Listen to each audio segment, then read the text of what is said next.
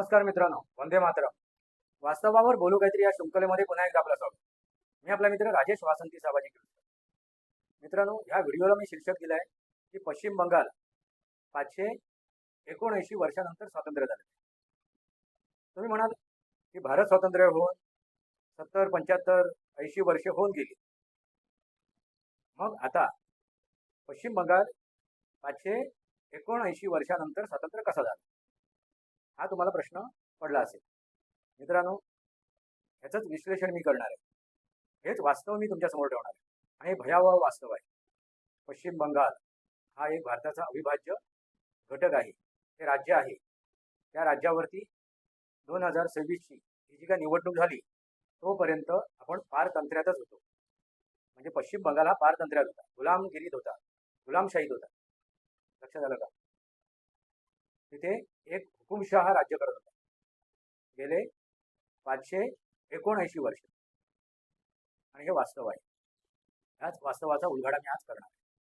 मित्रांनो, आता 500 वर्ष जर आपण मागे गेलो तर 500 वर्षाचा तुम्हाला कार्यकाल लक्षात येईल. म्हणजे 300 वर्ष हे मोगलांचं राज्य होतं. त्यानंतर 200 वर्ष हे इंग्रजांचं राज्य होतं. ते 500 वर्ष. त्याच दरम्यान अनेक परकीय आक्रांता येऊन गेलेत, त्यांनी आक्रमण केलीत आणि आपल्या देशावरती राज्य केलं. तसंच या पश्चिम बंगालवरती सुद्धा त्याने राज्य केलं. मोगलांनी सुद्धा केलं आणि इंग्रजांनी सुद्धा केलं. हे 500 वर्ष. आता 79 वर्ष हे कसे काय, म्हणजे 79 इयर. मित्रांनो, भारत स्वातंत्र्य झाला, तथाकथित भारत स्वातंत्र्य 2014 मध्ये झाले. यापूर्वी जे स्वातंत्र्य मिळालं होतं ना, ते तथाकथित होतं. ते फक्त आपल्याला झोळीत टाकलेलं पारतंत्र्य होतं. स्वातंत्र्य नव्हतं, झोळीत टाकलेलं पारतंत्र्य. फक्त इंग्रज जाऊन इंग्रजांची नाजायज अवलाद सरकार चालवत होते, शासन आणि प्रशासन चालवत होते, एवढाच फरक आहे.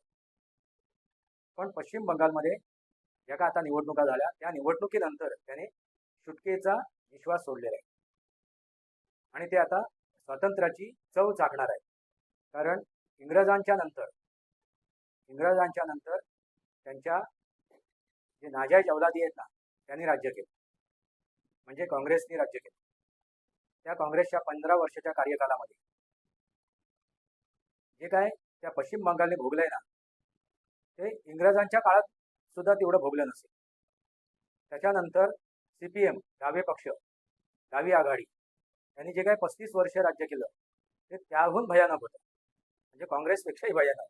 इंग्रजांपेक्षा काँग्रेस भयानक आणि काँग्रेसपेक्षा ते CPM भयानक. मित्रांनो, आपल्याला आपला दुश्मन जर स्पष्ट माहीत असेल तर आपण त्याच्या विरोधात आपण लढू शकतो, आपला बचाव करू शकतो. पण स्वकीय आपला स्वतःचाच कोणतरी असतो दुश्मनी करत असतो, त्यावेळी आपण ते ओळखू शकत नाही, पाळखू शकत नाही आणि तो आपल्या पाठीत खंजीर घुसत असतो.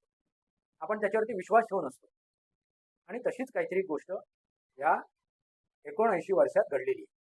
आम्ही काँग्रेसवरती विश्वास ठरला, म्हणजे पश्चिम बंगालच्या जनतेने नव्हे तर भारतीय जनतेने या काँग्रेसवरती विश्वास ठेवला.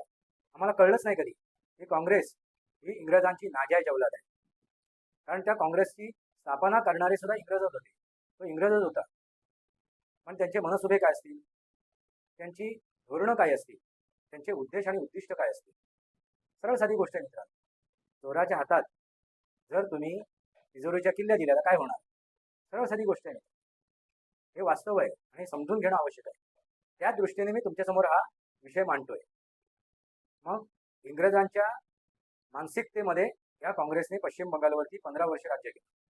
त्यानंतर डावी आघाडी आहे, CPM, रशियन आणि चायनीज, चीन या देशातली ती डावी विचारसरणी.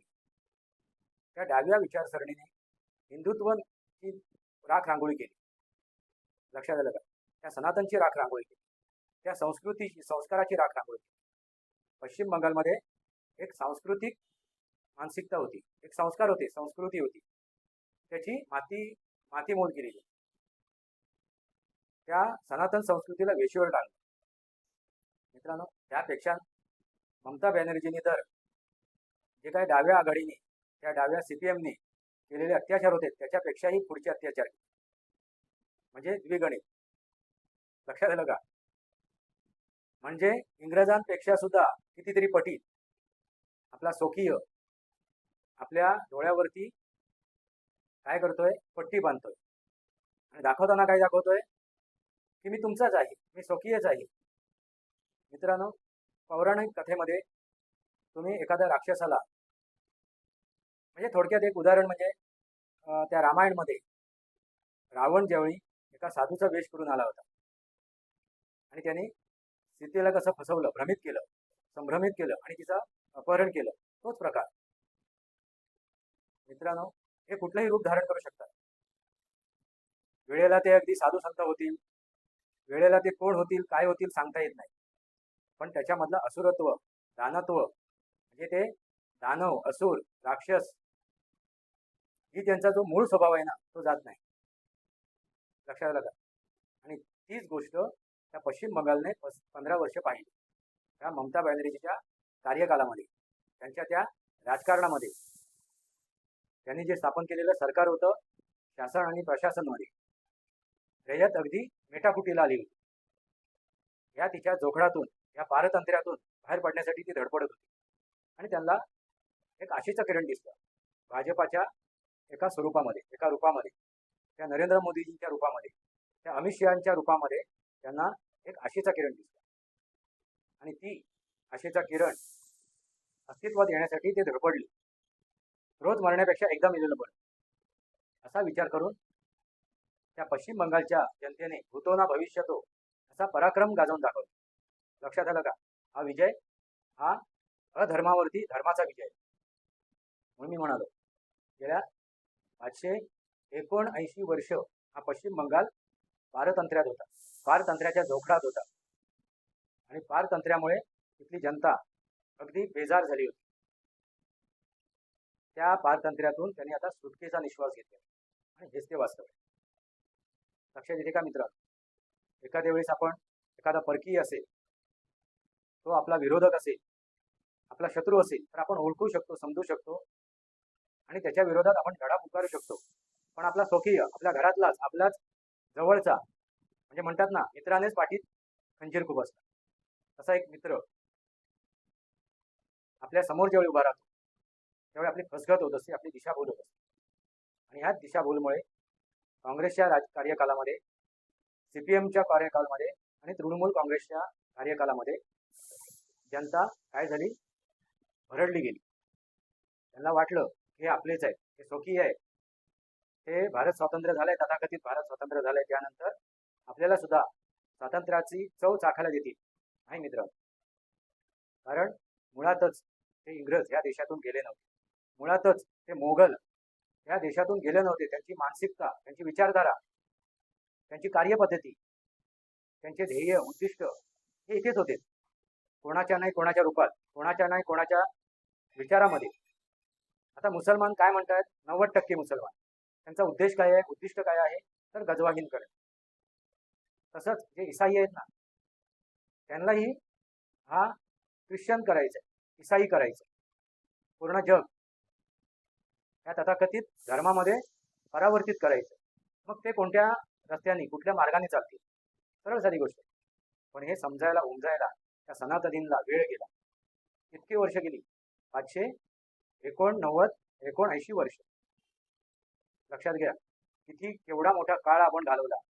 आपण ह्या आपल्या शत्रूला, या दुश्मनाला, या राक्षसाला, या असुराला, या दानवाला, या दैत्याला ओळखायला. मित्रांनो, त्या पौराणिक कथेमध्ये किंवा चित्रपटामध्ये, नाटकामध्ये जे दैत्य, दानव, असुर दाखवले जातात ना, हे वास्तविक स्वरूप नाहीये. वास्तविक स्वरूप काय, तर मनुष्य प्राण्यामध्येच असलेले हे गुणधर्म आहे, ही त्यांची विचारधारा आहे, ही विचारशैली आहे. ते कधीही आपलं स्वरूप समोर दाखवत नाही. हे जे काही बुद्धिजीवी आहेत ते येऊन आता भारतीय जनता पार्टीच्या विरोधात बोलत आहेत. आता भारतीय जनता पार्टीचा मी कार्यकर्ता नाहीये, पण ज्या प्रकारे भारतीय जनता पार्टीने 2014 पासून सनातनला जीवित करण्याचा प्रयत्न केलाय, परत एकदा सनातनच्या त्या पुनरुत्थानाचा जो प्रयत्न केलाय, पुनर्बांधणीचा, पुनर्रचनेचा जो प्रयत्न चालू केलाय, त्या दिशेने जी वाटचाल करतायत, ते बघितल्यानंतर आपण त्या भारतीय जनता पार्टीबद्दल चांगलेच मतं व्यक्त करा. सरळ साधी गोष्ट आहे मित्र. सनातन काय आहे यावरती मी माझ्या सनातनी वास्तव या युट्यूब चॅनलवरती अगदी विस्तृतरित्या स्पष्टरित्या सविस्तर मांडलेलं आहे. तुम्ही जाऊन ते पाहू शकता. त्या चॅनलची लिंक मी डिस्क्रिप्शन बॉक्समध्ये टाकलेली. पण आज आपण चर्चा करतोय या पश्चिम बंगालच्या परिस्थितीवरती, व्यवस्थेवरती, स्थितीवरती, त्या प्रशासकीय आणि शासकीय त्या राजकारणावरती काय घडत होतं. तर गुलामशाही, गुलामगिरी, दडपशाही, हुकुमशाही आणि हत्याकांड, महिलांवरती अत्याचार, लुटालूट, हे परदेशी आले होते, हे विदेशी जे आले होते ते लूट करायला झाले होते. जर भारत देश हा जर शैक्षणिकदृष्ट्या, आर्थिकदृष्ट्या जर तो दिवाळखोरीत निघाला असेल तर हे का इथे आले होते, काय करायला इथे आले होते? भारताला सुधारायला आले होते का? भारताला सुधारायला आले होते का? भारतामधली गरिबी दूर करायला आले होते का? सरळ साधा प्रश्न आहे. तुम्हाला काय वाटते? भारताला सुशिक्षित करायला आले होते का? उत्तर तुम्हीच द्या. माझ्या या रयतेला विचारतोय, माझ्या या व्ह्युअर्सला मी विचारतो, ते काय करायला आले होते? तर या भारताची वाताहत लावायला आले होते, लूटपाट करायला आले होते. त्याने आपल्याला सुशिक्षित नाही केलं, उलट अशिक्षित करून ठेवलं. आपल्याला त्याने धनवान नाही केलं, आपल्याला गरीब करून टाकलं, लाचार करून टाकलं, दिन दुबळे करून टाकलं. हा झालेला आपल्यामधला परिवर्तन आहे. परत आपण आता आपल्या त्याच वास्तविक स्वरूपात जातोय, त्या युग परिवर्तनाकडे जातो. म्हणूनच मी म्हणालो की पश्चिम बंगाल हे राज्य आता पारतंत्र्यातून स्वातंत्र्याकडे वाटचाल करते आणि ते स्वातंत्र्य त्यांना मिळालंच आहे. ते आता कसं टिकवायचं, कसं राखायचं, कशी काय उन्नती करायची, कसा काय विकास करायचा, हे आता कोणाच्या हातात आहे? तर त्या पश्चिम बंगालच्या जनतेच्या हातात आहे. कोणाच्या हातात आहे? तर या भारतीय जनतेच्या हातात आहे, भारताच्या हातात आहे, भारतातील नागरिकांच्या, समाजाच्या, त्या जनतेच्या हातात आहे, त्या मतदार राजाच्या हातात आहे. ज्याला जर आपल्याला समृद्धी आणायची असेल, विकास घडवायचा असेल, उत्कर्ष घडवायचा असेल तर ते आपल्या हातातच आहे. हे या पश्चिम बंगालच्या जनतेने दाखवून दिलेलं आहे. 93% मतदान करून हा लोकशाहीचा विजय आहे. हा लोकशाहीने त्या पारतंत्र्यावरती मिळवलेला हा विजय आहे. त्या हुकुमशाहीवरती, घराणेशाहीवरती मिळवलेला हा विजय आहे. हा लक्षात घेणं आवश्यक आहे. आणि त्यानुसारच आता भारतातील इतर जनतेने, इतर नागरिकांनी, इतर मतदार राजांनी आपली सद्विवेक बुद्धी जागृत ठेवून निर्णय घ्यायला हवा. आणि जे काय आपण 1800 वर्ष गुलामगिरीत काढली, त्या गुलामगिरीतून बाहेर येऊन आपण परत एकदा उन्नतीकडे, उन्नतीच्या शिखराकडे, त्या प्रगतीच्या शिखराकडे आपल्याला जाणं, मार्गक्रमण करणं, तो शिखर मिळवणं, प्राप्त करणं, तो जिंकणं आवश्यक आहे. हेच ते वास्तव आहे. वास्तवावर बोलू काहीतरी माझ्या शिवकलेला सबस्क्राईब करा, बेल आयकॉन दाबा, माझ्या विचारपत्राचे लाईक करा, आपले विचार कमेंट बॉक्समध्ये तुर्तासित करा. भारत माता की जय, वंदे मातरम. जय भारत, जय महाराष्ट्र, जय सनातन.